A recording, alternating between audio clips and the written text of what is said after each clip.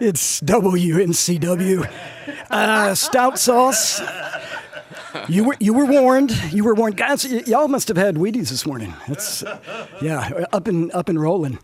It's the Black Lillies live in Studio V at WNCW. These guys have right on the edge of releasing the new album, Hard to Please. Big show, free one, right? Free outdoor show tomorrow, Knoxville. What is it? The Market Square, right? Market Square, yeah. And so if you're on that side of the world, well worth a visit.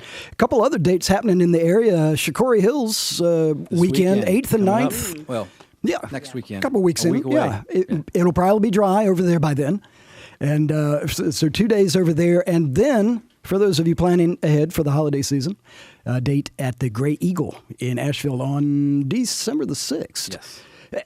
You got to be jacked. The album is the strongest sauce yet. Congratulations. We're proud of it. Yeah, you should be. This one. You should be.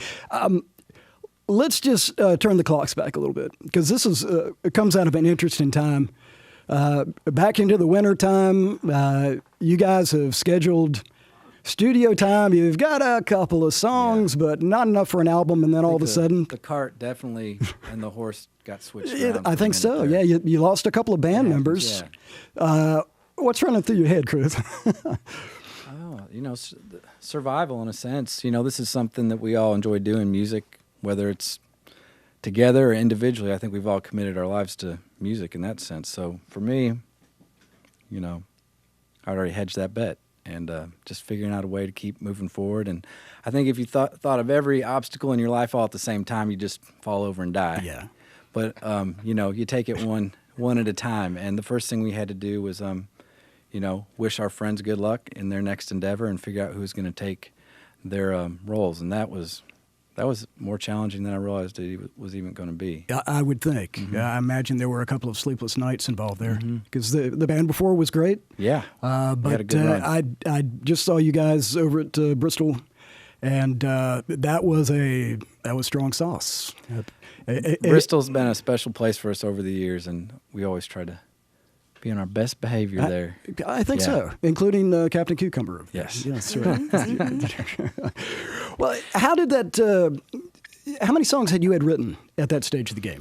Well, this was the first time we worked with a producer, Ryan Hewitt.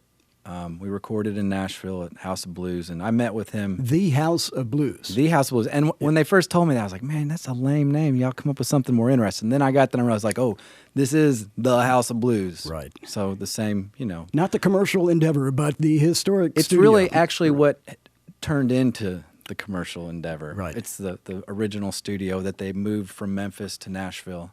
It's an old shotgun shack, had a really great vibe and a lot of history.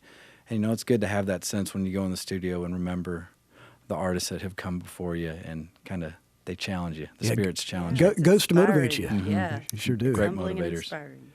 and Did you, was this a collaborative writing? Because now you've got a producer, and all of the albums before this have been self-produced by you guys. Right. I mean, really, it's been on your shoulders, right? Yeah.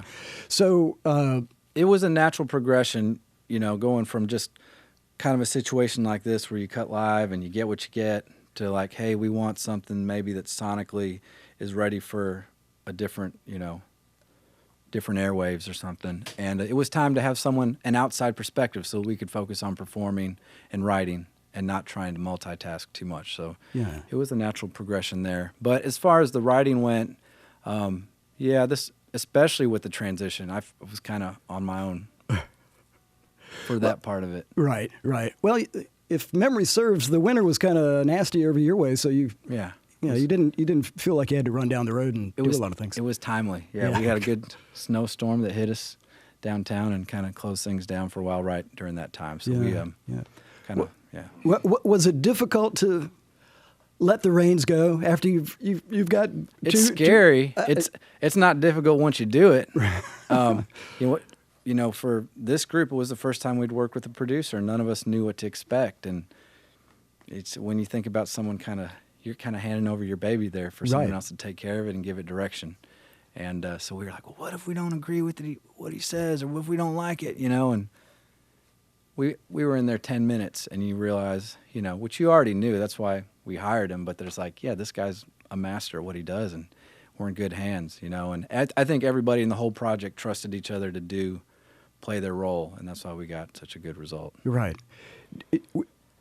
Give us the timeline, because some of the cats that are playing on Hard to Please are not your road band now. So how did that play out? You got Bill Reynolds coming in from... Crazy transition. Yeah, so some great connections to this region. And so for the recording, we were tracked live, kind of like this setup, but we had a different lineup. We had Bill Reynolds on bass, which I'm a huge fan of.